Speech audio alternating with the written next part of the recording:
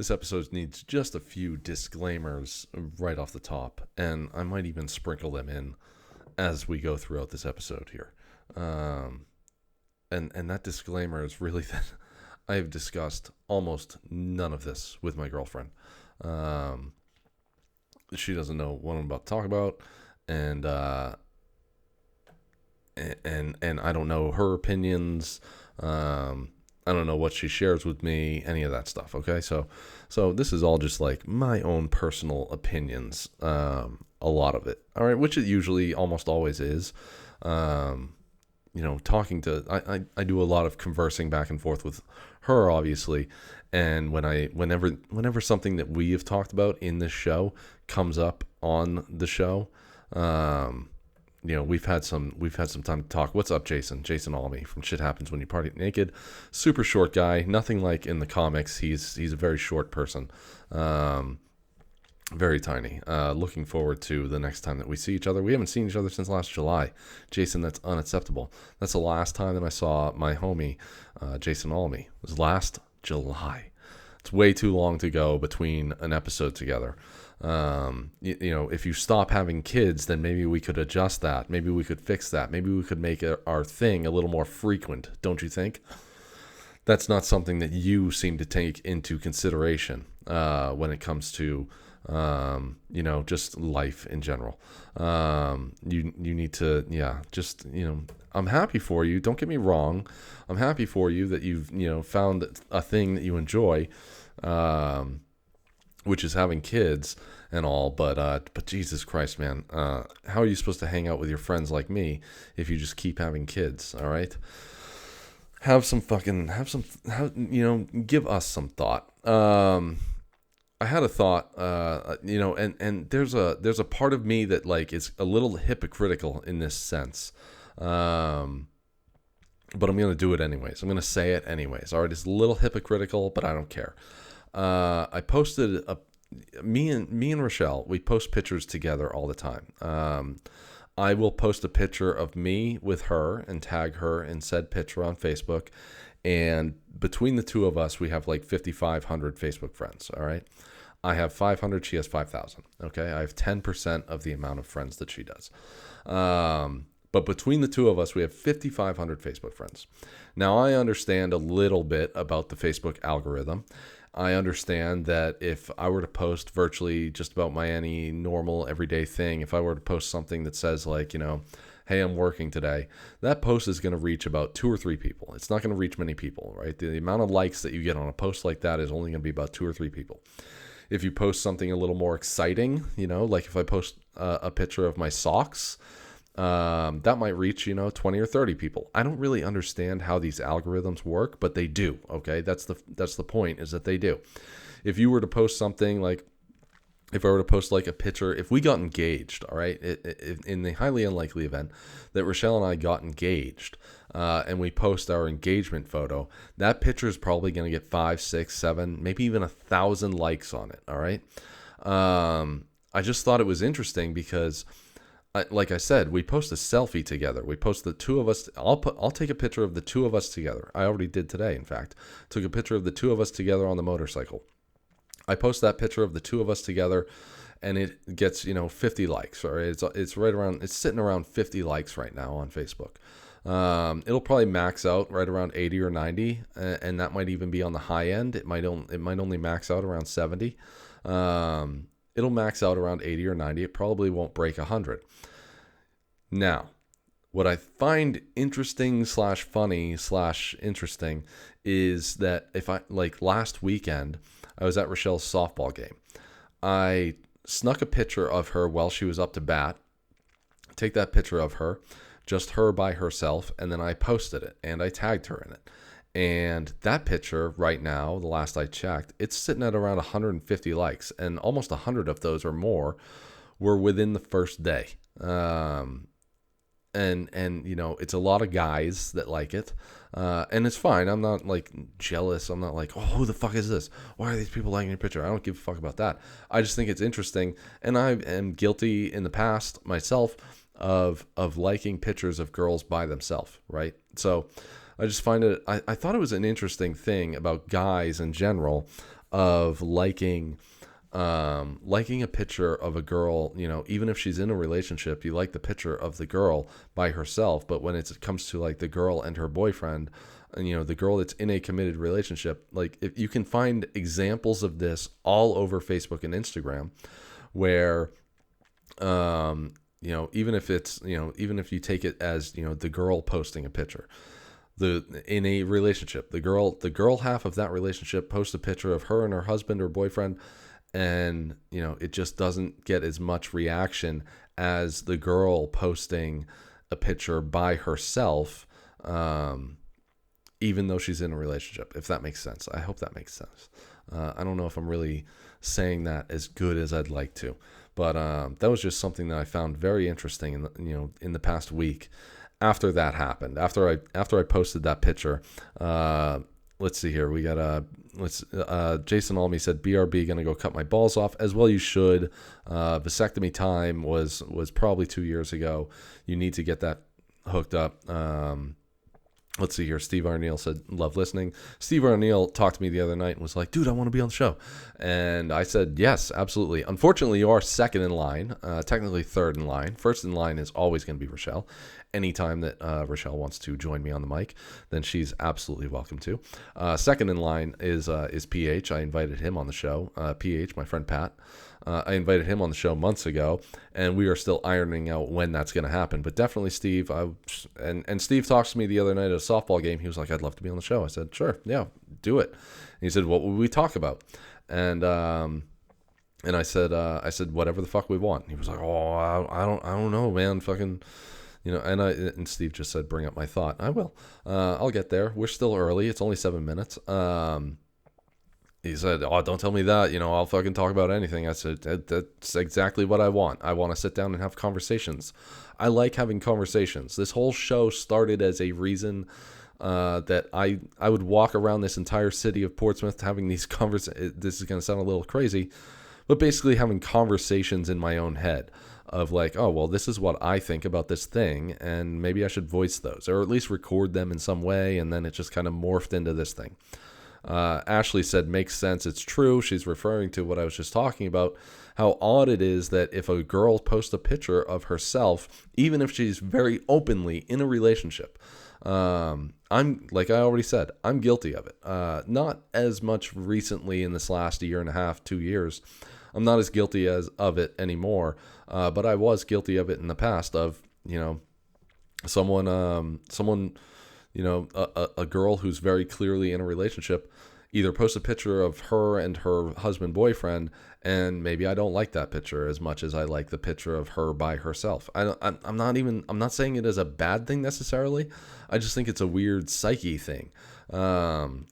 Just the way that men in general, and maybe even women, it's probably not as prevalent in women. But you post it, if like a sexy guy, a good looking guy were to post a picture of himself, you know what, Jason, I'm going to throw you under the bus here. Jason, I've seen some of his past pictures, maybe not so much anymore. And there's a little bit of, what would I say, catfishing going on there, where he's, just a tiny, where he's never posting pictures of himself that are full body, or at least not around anyone. If Jason Almy post a full body picture, it's probably like it's going to be like at the Oscars on the red carpet type of thing, where there's like a carpet and a big white board behind him, so nobody can really tell how tall he is, because he's only 5'2". I think he's just barely above little person height. Like, I think little person height is anywhere from like 24 inches to like 4'11" type of thing. And Jason Almy barely breaks that little. Jason Almy would crush it at a little person convention.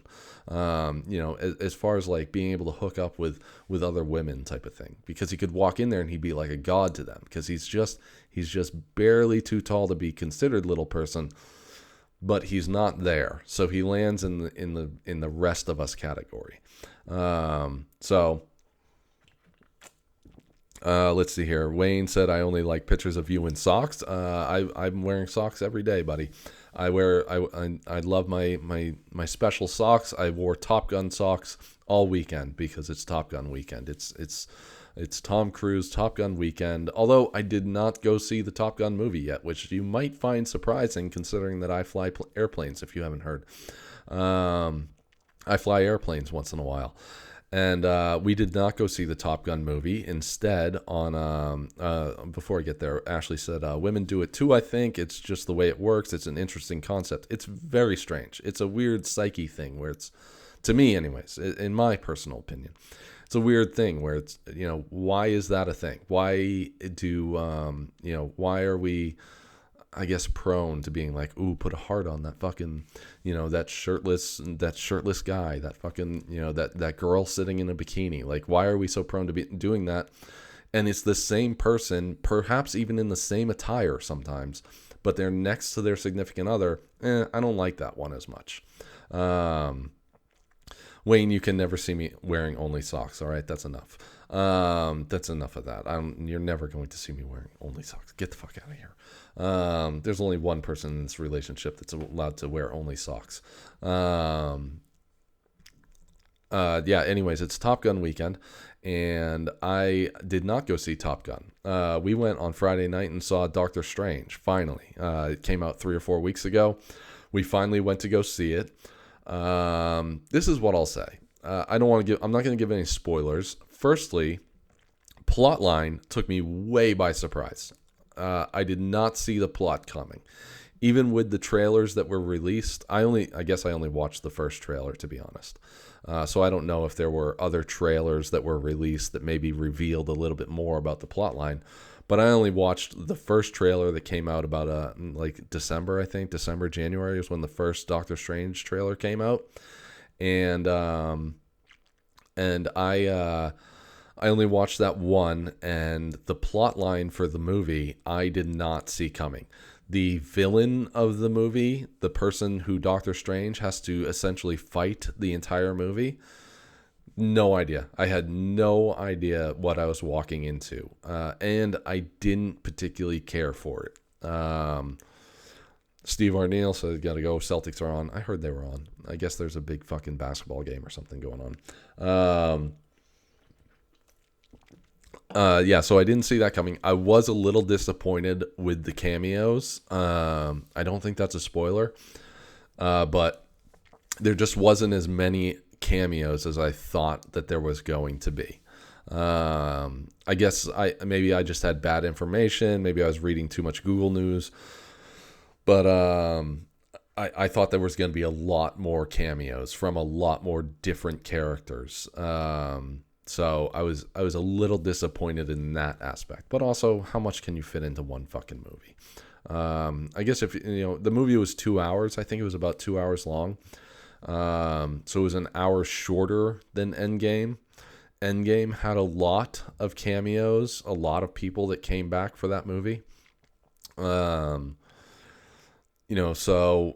You think about how many people came into Endgame, but then again, that is a huge movie, like not even just a time length wise, but just a big deal movie versus Doctor Strange. Probably not as much so. But I'm glad I saw it. I'll put it that way. I'm glad I saw it. But that said, we're walking into the theater, we were like, we're going to wait for Top Gun to come out on streaming. And by the time we were leaving the theater, we were like, we're going to have to go see Top Gun next weekend. So we'll see Top Gun. What else? I had an issue, maybe not an issue. I had a personal issue. This is something that, me, myself, I was a little, I don't know if I want to use the word offended, but I was upsetted by it. This is what happened. A couple weeks ago, I'm driving through downtown Portsmouth, and there's this rally / peaceful protest going on, which awesome. I love that shit. That's an amendment, right? You have the right to protest.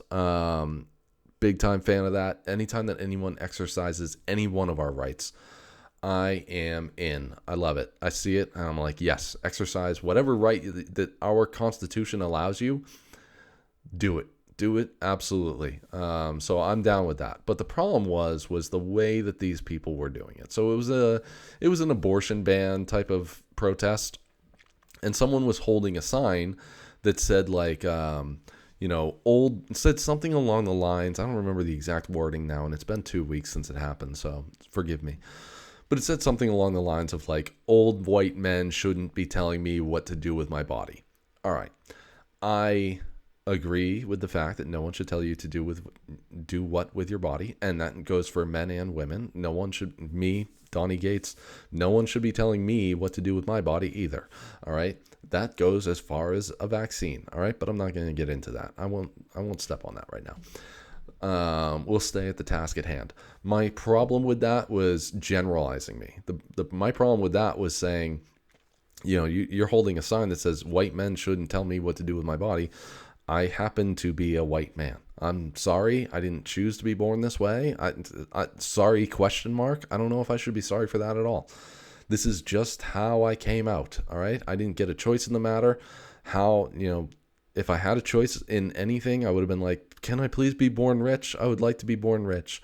I'm also happy with where I'm at. All right. There's many, I listen to many motivational speeches type of thing.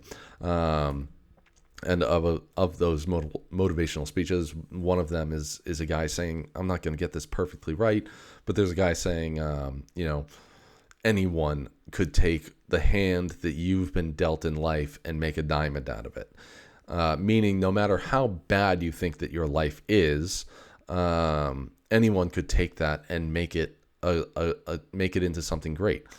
There's also, I just said something about like, could I be born rich?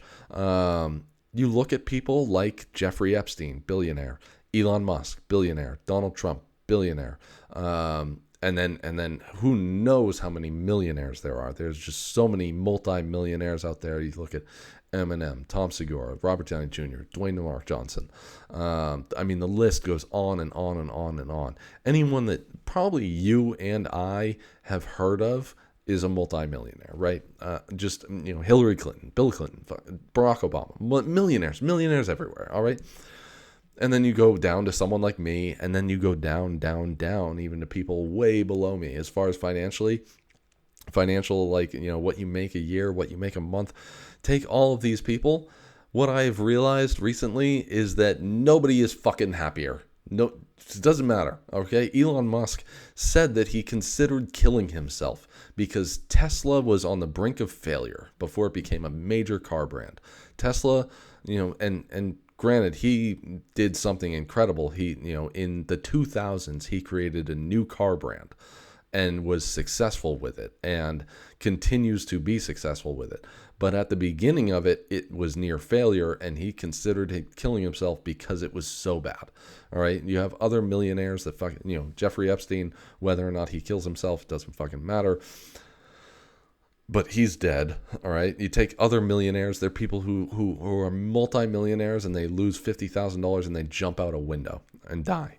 Okay. The fact is that I'm not necessarily saying like, oh, money doesn't make a person happy. I think that a certain amount of money can make a person happy. Roe has said several times before, like $75,000 is kind of the sweet spot. I would maybe kind of sort of agree. Maybe 75,000 net is the sweet spot. Maybe not gross. Gross money is probably not where it is, but I'd say $75,000 to $100,000. If you can bring home that amount of money a year, then yeah, you're probably doing really well, and you're probably really happy. I think that if you can pay your bills, and granted, that's going to have to do with, just how many toys and loans you take out. But if you can pay your bills and have enough money to go out maybe 2 or 3 times a week with friends, one of my favorite things to do, I have been meaning to mention this for like months now on the podcast, and now I'm finally remembering. One of my absolute favorite things to do, and if you can do it, if you can make this happen, I highly suggest it. It is one of the most gratifying things that you can possibly do. One of my favorite things to do is to go out with a person, go either me and another person go out one-on-one. Like me and my buddy PH went out a few probably 2 months ago now. Me and Rochelle went on a double date back in February with our friends. If you can do this, if you have the money to do this, even if it kind of stretches you a little thin for the next couple weeks, if you can do this, It's my favorite thing to do, is to go out to eat with a couple, watch everyone order whatever the fuck they want to order, and you slip the waitress your credit card or however you're gonna pay. You slip them the thing and say, you kind of whisper to them or catch them off to the side or something and be like, hey, when the bill is ready, here you go. Just fucking, run it, and we're all set. You pay for the table. That is my favorite fucking thing to do, is to, when everyone, when everything's all done and the waitress comes back over and the other couple across the table is like, oh wait, what about ours? Or, how do we split this up or whatever? And you being like, no, it's already taken care of. That is my absolute favorite thing to do. So if I have the money, like if I can make enough money to cover my bills, make sure that everything's paid. My mate is amazing at covering all of our fucking other bills. She takes care of, how do I put this correctly? She takes care of like rent and electricity and all that other stuff, but I give her I give her my portion of that. We take care of that stuff together. So I give her my portion of that, and she takes care of it all, right? So like rent is however much it is a month, and I pay my half, and then she takes care of it all. So as long as all that stuff is paid for and all my other bills are all caught up and everything is fine, and I can go out to dinner a couple times, 2-3 times a week or whatever, that's my absolute favorite thing to do. And it's super gratifying. It makes me feel good. It makes my friends happy. Everyone walks away happy over that. That's my favorite thing. So I don't even know how I got started on that fucking rant. Like I said, I'm going to mention this fucking little disclaimer a couple times as we go through this, all right? Me and Ro have not talked about this. It's one of those topics that we either A, have never come up, or B, we just avoid. I don't fucking know. But I'm going to talk about it anyways. And I'm going to start it off. Okay, so that's my disclaimer, all right? Me and Ro, we don't necessarily share the same opinion on this. I want to make sure that it's very clear. I have no idea her opinion on any of this. So, the other day, there's another fucking school shooting. I'm very sorry for the loss of people. Unfortunately, that is life and death. Part of the risk of being alive on this planet is dying. All of us are supposed to at some point. Some of us just have a lot longer to go.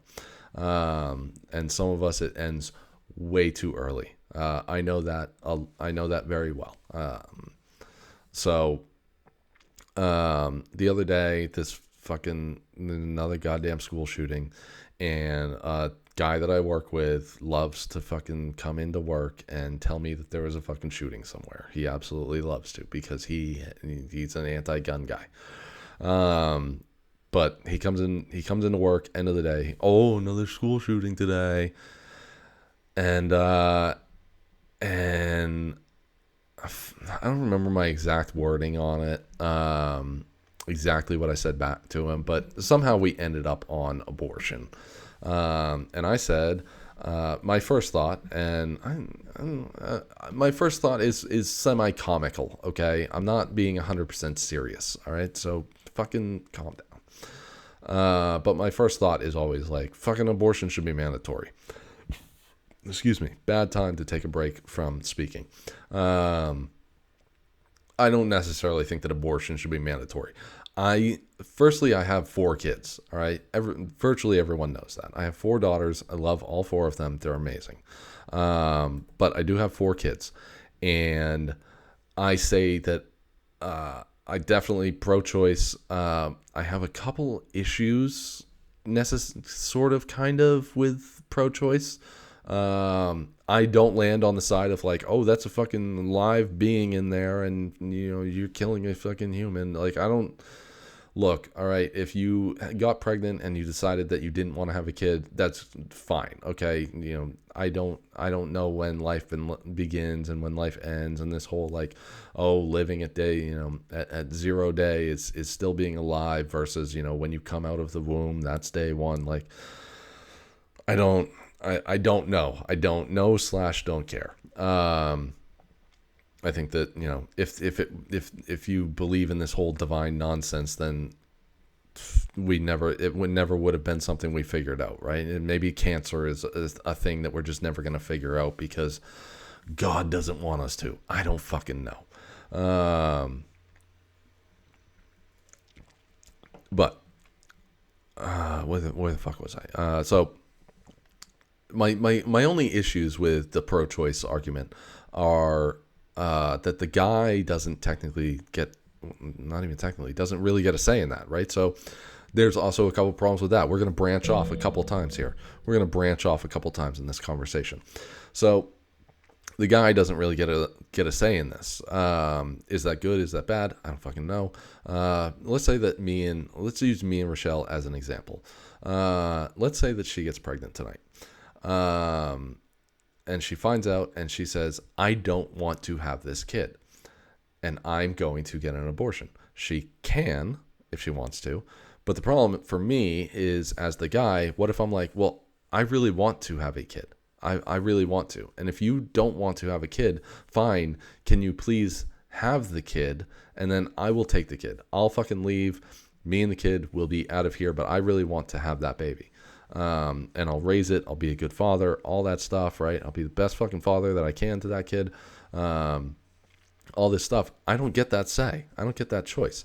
Now, if you go to the complete opposite end of the spectrum of good versus evil, what if I'm the evil guy who's like, I want you to have that kid because now you're going to be locked into me. You're going to be locked into being a part of my life for the next fucking 18 to 100 years. Now you are a part, we are together in this, you can't leave, right? Like say that I'm an abusive boyfriend or husband. I'm an abusive person and controlling. Now I can be like, there's too much. Unfortunately, there is too much going on here. There's way more going on than the argument of that baby's alive and that baby's not alive. There's way too much bullshit going on in that fucking thing. And I have never heard this argument either. The only argument that I've ever heard with pro-choice and pro-life is that baby's alive. You're taking a life. It's fucking murder. Like those are the only arguments that I've ever heard. I've never ever heard the argument of, well, what about the guy having a choice? You want to be pro-choice? That my body, my choice. That's fine. I and this is where it tears me apart. Like it really rips me apart to think of like, well, I want to be pro-choice. I want to, and I mostly am. I'm virtually, but that's more of a selfish thing of me that I look around this planet of ours and I say, why would anyone with any sense be bringing a kid into this world? Again, I say this as a father of 4. Why would anyone be bringing a kid into this world? This world is so fucked up. Why should anyone be bringing kids in? I don't know why. And I think that there should be a licensing process. All right. Again, father of 4. I think there should be a licensing process for kids. I forget which movie it is. It's one of those shitty Sylvester Stallone movies. Maybe Demolition Man, where and it might be Sandra Bullock. I think it's Demolition Man with Sylvester Stallone, Wesley Snipes, and Sandra Bullock. And Sandra Bullock and Sylvester Stallone are going to have sex, but it's all virtual reality type of thing. And he says, well, what about having a kid? And she mentions something about like licensing and all this stuff. I think that makes total sense. I definitely think that from probably 10 years old to 25 years old, there should be like an entire class curriculum of like, look, here's everything that you need to do to fucking bear children. And there's a licensing process. You have to pass all this stuff. You have to have a certain amount of money. You have to make sure that you have the financial stability to raise a kid at least from birth to 18. There should be all these things.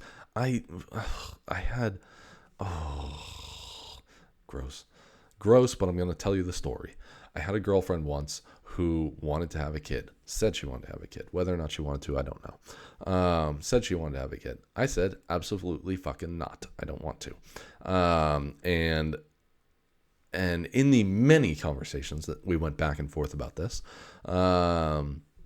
she said, I said to her one time, I was like, how the fuck would we ever afford to have a kid?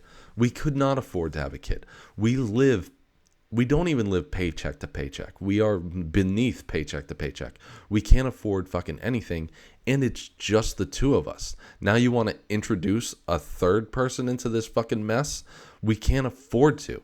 Her response to that argument of why we shouldn't have a kid was, no one can afford to have a kid. You just have one and you figure it out along the way. Whew, hi, I'm a red flag. Nice to meet you. That was an eye-opener. It should have been the red flag that slapped me out of that relationship, and it didn't. I I was so blown away by that response. I think that's, there have been, obviously there's great parents out there, and there's people that do make it work, no matter what their money issue is. You look at fucking trash. I shouldn't say the word trash, but I'm going to. You look at people, you look at people that are doing nothing and they have a kid and they make it work and they've raised a really great kid. Awesome. That's great. You look at someone like the Menendez fucking family who raises two goddamn psychos that end up killing their parents together because they want to fucking do business or something like that. They didn't even have an idea of what they wanted to do. They just said, I want to do business. We're going to do business stuff. We're going to rent office space in a building and we're just going to call it a business. We don't actually have a plan of what we're going to do, but it's business. Yeah, this is exactly why randomly while talking to Ro about 20 minutes ago, I was like, maybe a little more than 20 minutes ago now, I was like, I'm going to go record because I just had so much shit bursting through my head that I had to fucking talk. I had to talk at this camera.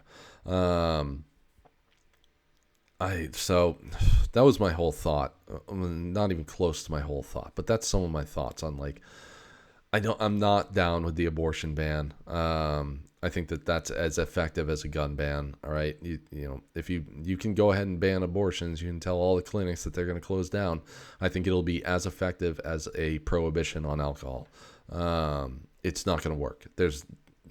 If people don't want to have a kid, they will figure out a way, and it will be so much worse. In fact, it will be so much worse. I think that you'll have a lot of women dying is the problem. I think that's what I foresee. If you were to ban abortions nationwide, around the country of North America, if you were to ban abortion, you are going to have women who are drinking antifreeze, throwing themselves down the stairs, finding a friend with coat hangers, having friends punch them in the stomach repeatedly. If there is a will, there's a way, unfortunately. All right. What's the saying? Necessity is the mother of invention, or innovation rather. Necessity is the mother of innovation. It's the same thing that works. It applies in the gun world all the time. Necessity is the mother of innovation. There's there's the ATF law. When it comes to machine guns, is that me personally, I can't just buy a machine gun that was built after 1986. What I can do, on the other hand, is buy a trigger that's called a double tap. All right.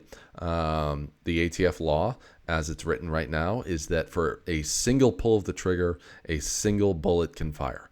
Well, a cool company that I can't remember the name of now. It's like Franklin Armory. Franklin Armory created a trigger where I pull the trigger once, and on that pull, one bullet fires. Guess what happens when I release the trigger? When I release the trigger, another bullet fires.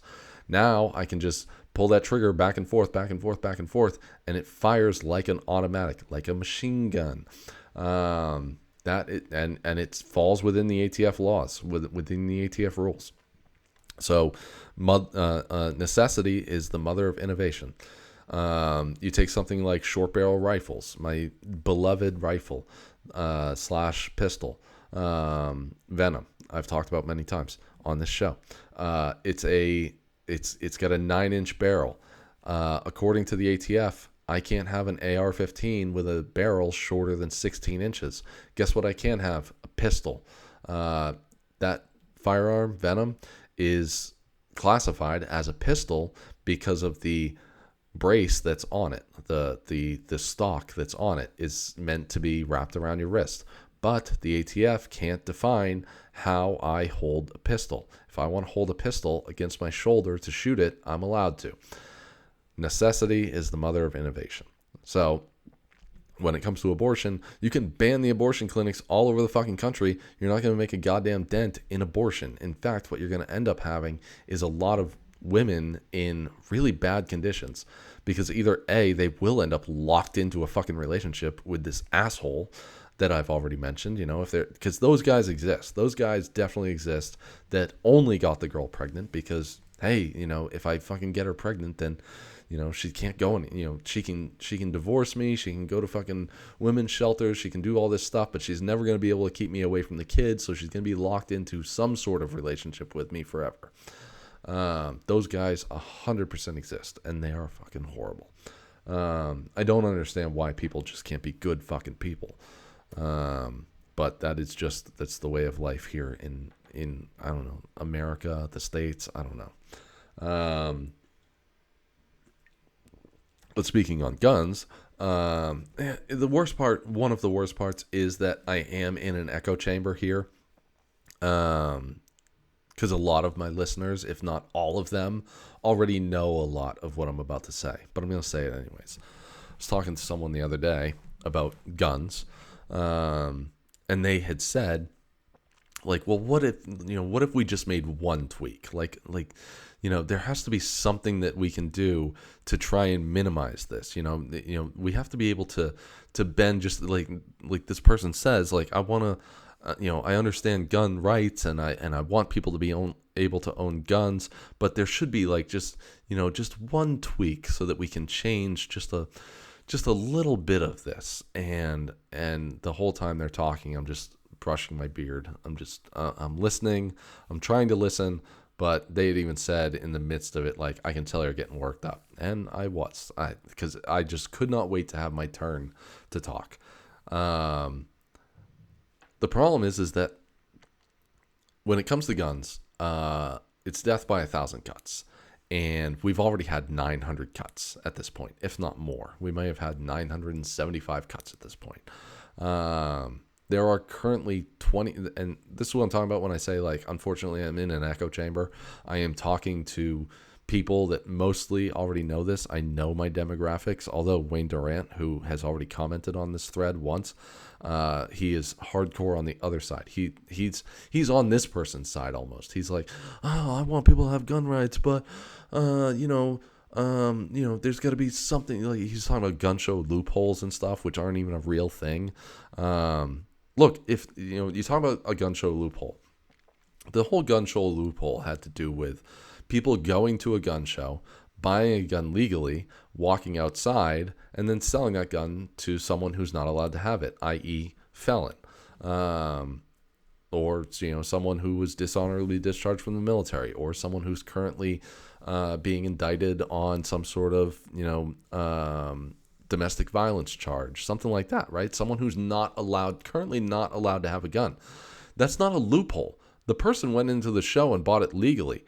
That person then broke the law that already exists by selling it to someone who's not allowed to have it. All right? There are currently over 25,000 gun laws on the books. Okay? 25,000 gun laws. There is one law about speeding. You're either going the speed limit or less, or you're over the speed limit. Could you imagine if there were 25,000 laws that applied to the speed limit? Okay? There's 25,000 gun laws currently. So I don't understand how anyone can run through their brain and say 25,000 gun laws right now, but just one more will make the difference. The problem is that, and a lot of people don't realize, and this person that I was just talking to last night, even though they may have had it on the back of their head, it's not on the forefront of. There have been gun laws for decades upon decades. All right, you go back all the way to 1936, the National Firearms Act. The National Firearms Act made owning suppressors, short barrel shotguns, short barrel rifles, full auto machine guns, made owning all that fun stuff Not illegal per se, but you had to, go through some extra steps to get that stuff. Gun Control Act, 1967. That made it so that you couldn't buy a gun out of the Sears catalog anymore. Once upon a time in the 50s, you could go, you get the Sears catalog in the mail, you open the catalog, and you could scroll through it and be like, ooh, sweet, Remington 700. I want that. And you just, you send in your little order form, and they would mail it to you through the post office. You get it at your door 3 weeks later. 1986 was the Firearms Owner Protection Act. That's what I had just mentioned. You can't own a full auto machine gun built after 1986. The Glock 18 is a beautiful handgun. It's a handgun that is a full auto gun. You pull the trigger and it will fire until it's out of bullets. Beautiful handgun built after 1986. I can't buy it. I can't go to the store and be like, oh, I want that handgun. I can't buy that gun. It was built after 1986. HK makes the 416, which is it's a full auto. It's a full auto rifle. It looks like your modern sporting rifle. It looks like any of the ARs that I own. It looks very similar. It's a great gun. It's beautiful. But I can't buy it because it's full auto and it was built after 1986. There are a handful of full auto guns built before 1986 that I could buy. The MP5, the HK MP5, the M240 Bravo, M249, the M60. Those are guns that I could buy. The problem is that after 1986, when the government said you can't buy these anymore, and unless they were built before 1986, all of a sudden the prices of those guns through the roof. Those guns became incredibly expensive to buy. If you think of the actual price of an MP5 for someplace like a police department can buy an MP5. Hundreds of SWAT teams all around the country own MP5s and use MP5s. They can buy those because they're bought on a police department letterhead. But they belong to the police department. It's not like someone can take that gun. It's not like an officer can take that gun and be like, oh, this is my gun, and put it in their own personal safe. Like, no, these guns belong to the police department. So that gun is probably like a $5,000 gun. It might even be less. It might be $4,000. It's probably not less than $4,000, but I want to say it's right around $5,000 gun. But for me to buy one as a civilian that was built before 1986, that's like a $35,000, $50,000 gun. That is an enormous price tag. And that price tag is there because it is such a rare item to own. So that's just kind of briefly what I talked about with someone the other day, about kind of gun laws and like why it doesn't make sense, and why the gun community is not willing to bend anymore. Why the gun community as a whole is like, no more. No, you don't understand. You've already taken so much. Why do you keep, and to base everything off of like the actions, that's mass punishment for no reason. Maybe not for no reason, but it's mass punishment. It's saying, oh, this one person did something. We don't, we're going to punish all of you because one person did something. Take a country like Australia. I forget where it happened in Australia, but way back in the 90s, there was a mass shooting in Australia using an AR-15 of some sort, I think, maybe an AK. And then Australia banned guns. Well, guess what? There's still gun crime every single year in Australia. So I'm not saying bans, I am saying bans don't work. They're just not effective. Bans are not effective. That you think that you can ban something and it just won't happen anymore. The reality is that people are always going to be able to, evil exists. Unfortunately, evil exists. Evil, and my opinion is that an armed society is a polite society. Think about someplace like a saloon in the 1850s, right? A saloon out in the Old West in the 1850s. How many mass shootings ever happened there in a saloon? Like, take a saloon in the 1850s. Just close your eyes, put yourself in that position. You're in a saloon. You're having a nice little glass of probably really, really bad whiskey, and you got 50 friends around you. maybe not even friends, just acquaintances or just people that are in the bar with you, but everyone in there has a gun. What do you think happens when some crazy walks in with a gun and shoots one person for no reason? His first shot, he walks in the door, he swings open the door. That was supposed to be a door sound. It probably wasn't very good.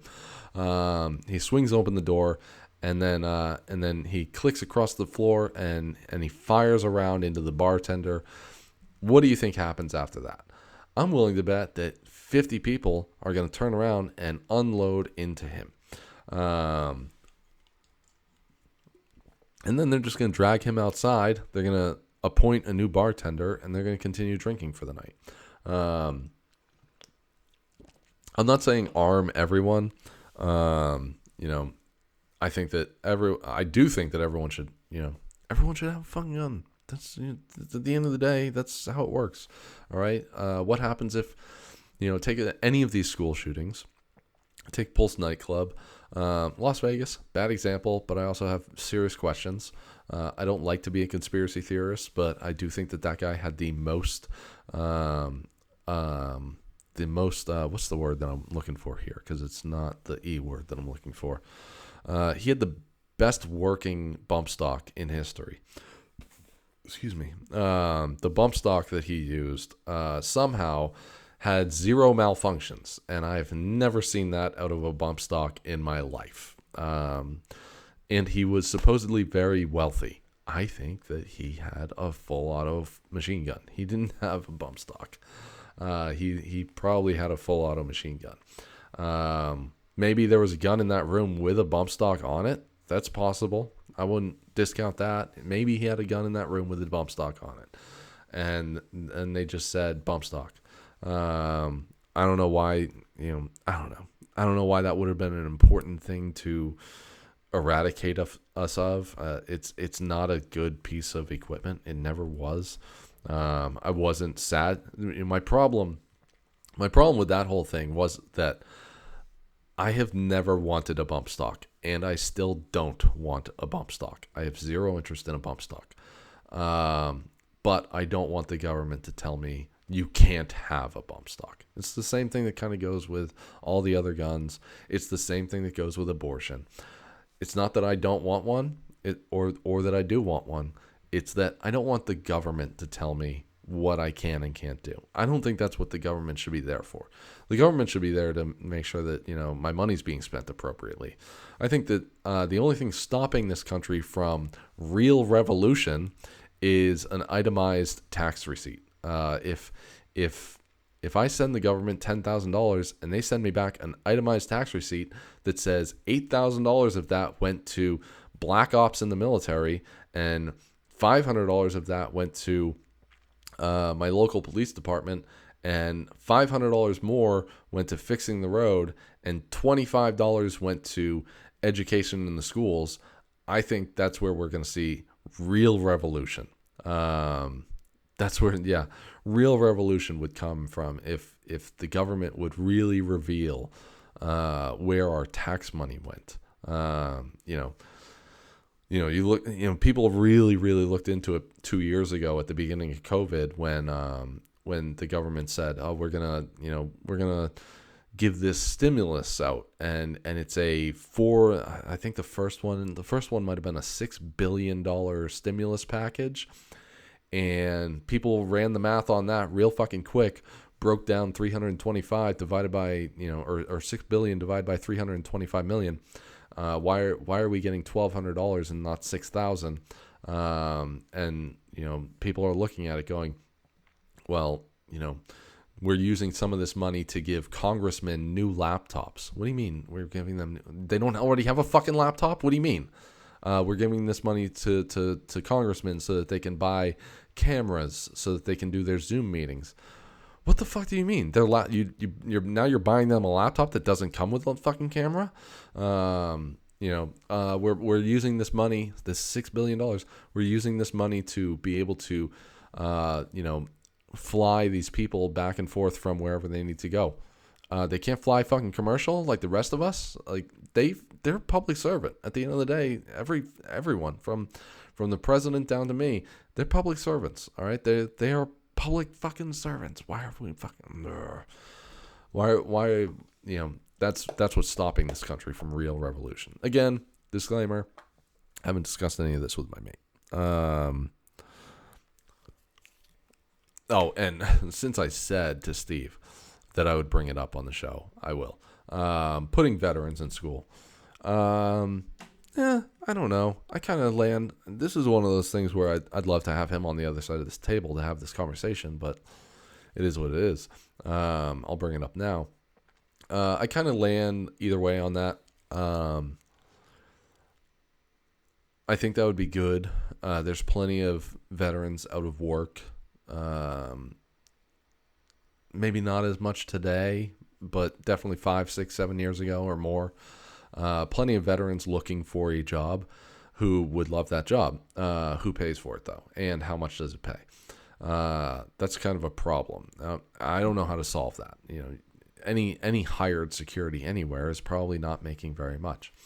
And what are you going to allow them to do? If you put just a quote unquote security guard at the front door and you don't allow them to have any sort of arm, you don't allow them any sort of defensive technique, they have no taser, they have no mace. I look at a place, all right, I'm not going to say the name of the place, but I deliver to a place with a security team, quote unquote security team.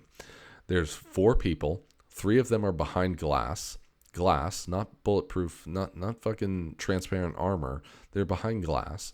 3 of them are behind glass, monitoring just cameras, watching employees, not fucking watching who's coming in and out of the building. They're monitoring their employees. And 1 guy stands at a metal detector. None of these people have firearms on them. None of them have mace. None of them have a taser. None of them have a baton. What they have is a uniform and a badge. End of story. That's it. That's all they have. So if someone wanted to walk into this place and just fucking take out the security team, it'd probably be pretty easy. So when you talk about a school, our most important prized possession behind us, children, I believe the children are the future, our most important thing that you're supposed to be protecting, you can't just put someone with a fucking uniform and a badge and call it security. That's not really security. That's just a person. That's just more fucking flesh to cut holes through. Put someone really in there. If you want to put, if you want to use a veteran, then fine. Definitely vet that veteran. I'd say with virtually all of them. And train them. Make sure that they're trained. I'd say start with veterans. I don't necessarily say that it should only be a veteran. I think that's a bunch of bullshit. I think there's plenty of people out there. I think there's 100 examples in the gun community alone that are better trained than all of the military and law enforcement I've ever met.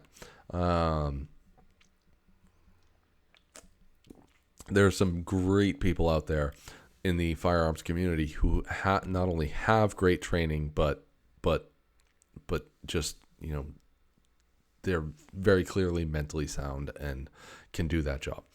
Some of the vets, I wouldn't take someone like me and put me there. It has nothing to do with whether or not I trust myself, but if someone ran me, if I went and applied for that job, like, hey, I want to work at the school and I want to fucking, carry a gun and hang out at the security checkpoint and fucking make sure that no one comes in and kills our kids. If they ran me and looked through like my Facebook profile and looked through my medical history, they'd be like, yeah, we can't have you here, man. Probably. There's a good chance of that. Or at the very least, they'd be like, we have better candidates. So I don't necessarily agree with the whole put veterans in school, but put someone. I saw a post the other day of a school in Florida where there is one entrance to the building. There is only one entrance in and out, and they have a guy who, according to the post, is a veteran. I don't know whether or not he really is. Doesn't really matter, I suppose. But at this one entrance to the school, that guy is there. He has a vest. He has a handgun. He has spare mags. He has a rifle. And he looks sharp. He looks ready to fucking do damage if he needs to. That guy looks like he's a perfect fit for that role. And that's who I would want. Like for my kids, my kids' school, like I would want someone, there, one entrance in and out. There's no reason to have fucking 90, 90 in and out entrances. Obviously have the emergency exits, have all the fucking emergency exits you want. But you see these buildings all over the country that have if you're inside the building and you walk up to the door, there's like a little red thing that says, emergency exit only, alarm will sound, that type of thing. And there's no knob, there's no handle or anything else on the other side of that door. That sounds fine to me. What's the problem with that? One entrance, in and out. Here's where you go if you need to get in. You could even, in my head, in my mind's eye, if you wanted to make that a 2 or 3 man team, you could have someone fucking flying a drone all around the school all day. Drones are fucking cheap to come by these days. You have someone just with a drone outside, flying that drone around, doing, little aerial surveillance, make sure that no one's coming in. Apparently this guy in fucking Texas the other day, he was inside that school for an hour before he even started shooting. An hour he was there for. And I don't know enough about this. I don't want to talk too much about this one the other day or any of them. I don't like to talk about any of them. I make it a point to never know any of their names. I try not to know any of their names. Because personally, from my end, I don't want to know. That's my standpoint on all of it. I don't want to fucking give these people any notoriety. Now, I'm just one person. There's obviously hundreds of thousands of people. Derek said North Andover has a resource officer at every school, as does Portsmouth. I don't know how. I know that Rochelle was a resource officer. Excuse me, and she was a great one. From everything that I've heard and everything that she has told me, she was a great one. I don't know that everyone in every school is doing what they should be as far as resource officers. I had a fucking quote unquote resource officer. This was really early on in 1999, right after Columbine. There was a guy that was a school resource officer, but he wasn't really, he wasn't really very good. He, let's see here, Wayne, I don't know if you've been listening the whole time. I already mentioned you once in this gun topic, but let's go again. They need to change the narrative from one entrance to one entrance, many exits. I do agree with you on that, Wayne. One entrance, many exits would be, exactly. I mean, you think way back in the 1800s, there were schools burning down all over the place. And kids dying in these school fires. What did we do when that happened? We instituted fire drills. We instituted fire retardant walls. We instituted fire extinguishers. We instituted all this stuff to minimize fire deaths. Now, I haven't verified it myself, but according to Rochelle, there has not been a kid that died in a school fire since the 60s. Okay? Why is that not the same thing? I don't really know why that's not the same thing. I think that it has to do with the big black scary gun. That we think that just banning the gun by itself is what will fix the problem. I don't think it will. It has nothing to do with 3D guns. It has nothing to do with availability to buy a gun. It has nothing to do with any of that. If people want a gun, they can get one. End of story. There are not even just this country, the world in general, there are so many guns. It is a part of our life. It's like the sand on the beach. You just have to accept that it's there. Trying to ban guns in general, trying to ban even, especially at this point, really, AR-15s, would be like trying to ban sand from the beach. It's not going to happen. You can't do it. Because in the mid-90s, there was a quote-unquote assault weapon ban enacted by George Bush or Bill Clinton. I want to say it was Bill Clinton. Yes, it was Bill Clinton. It was 1994. Bill Clinton enacted a assault weapon ban. No more fucking the AR-15s that everyone's so goddamn scared about. They were banned. They couldn't be used. They weren't allowed to be owned. 1997 was the Bank of America heist in Los Angeles. 44 Minutes. Movie with Michael Madsen and the guy from Office Space. 1996 or 97 was the Bank of America job where two guys went into, and they had been going into banks, hostile takeover every time they went into a bank. They were firing off rounds. They got into a huge shootout with LAPD, which completely changed how law enforcement is today. That was in 1996 or 97. Law enforcement changed everything about their approach, and things with law enforcement are completely different today.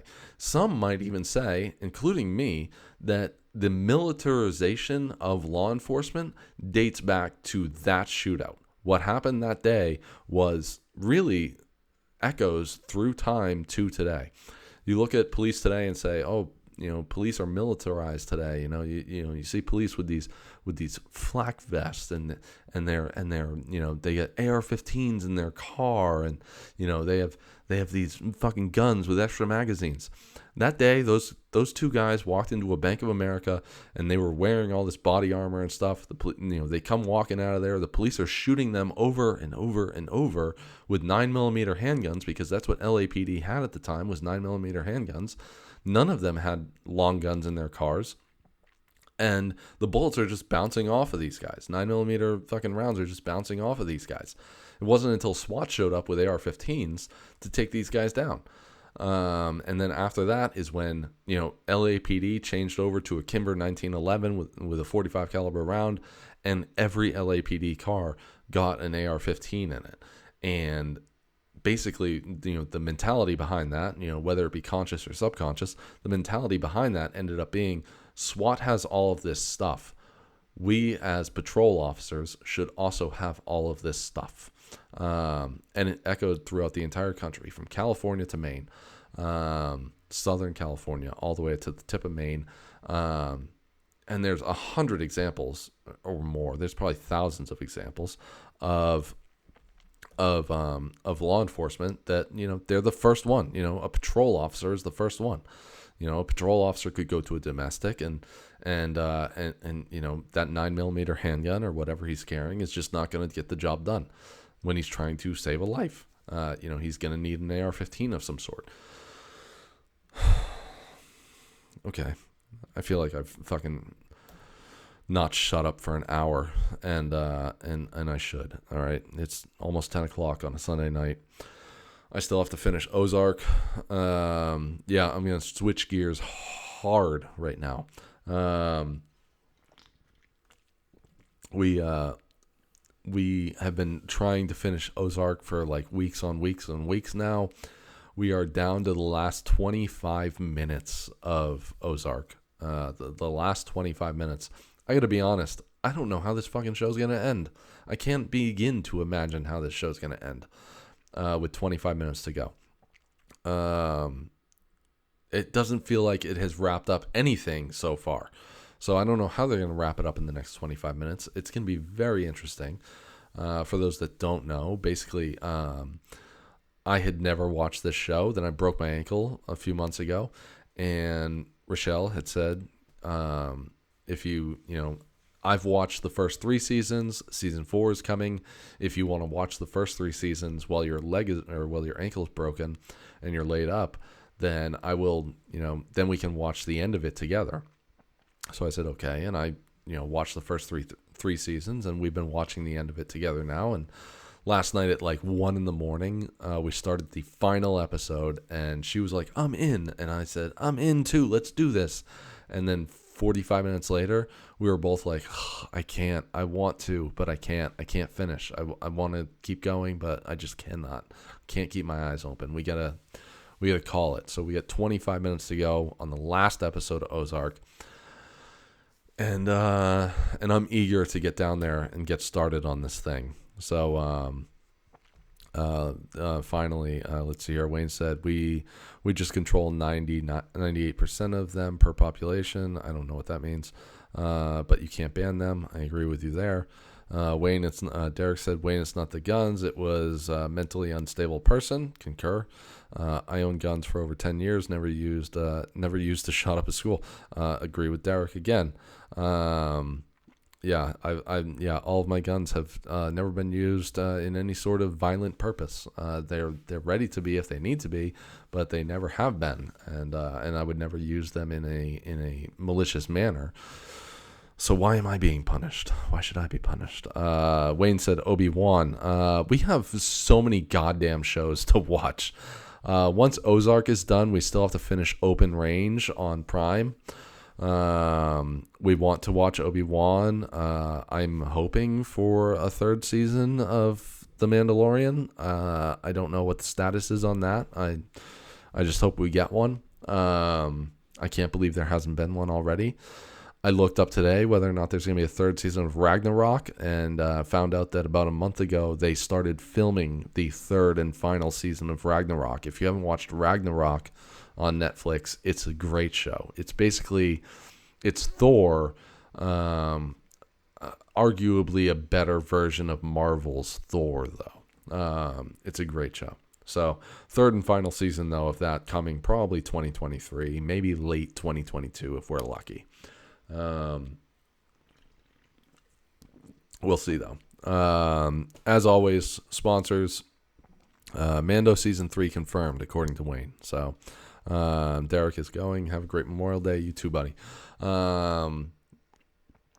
As always, my sponsors, 4HMclothing.com. Use offer code adulting. You get 10% off any order over $50. Manscaped.com, 20% or something. Use offer code adulting. Strikeforce energy drinks, energy supplements, all sorts of stuff like that. Excuse me. Offer code adulting. You get 10% off your entire order.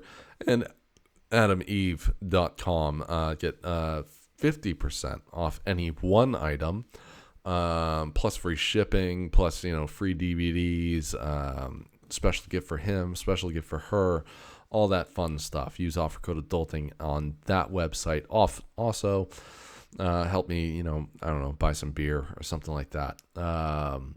AdamEve.com. So that's it. Memorial Day weekend. As a reminder, it's a little late to send out this reminder, but I'm going to anyways. As a reminder, Memorial Day is not for me. I am alive. I'm still alive today. Okay, Memorial Day is not a day to send me a message saying thank you for your service. I'm still alive. Memorial Day is for the dead.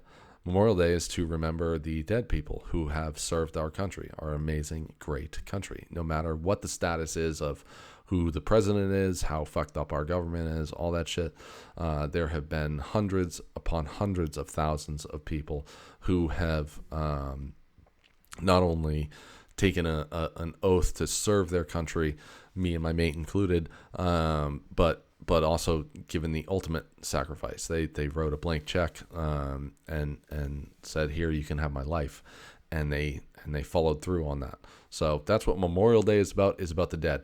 Veterans Day is for people like me and Wayne and my mate who have served in the military. That's a day to thank your veterans. And Independence Day is a day for all of us in this amazing country to say, hey, happy to be here.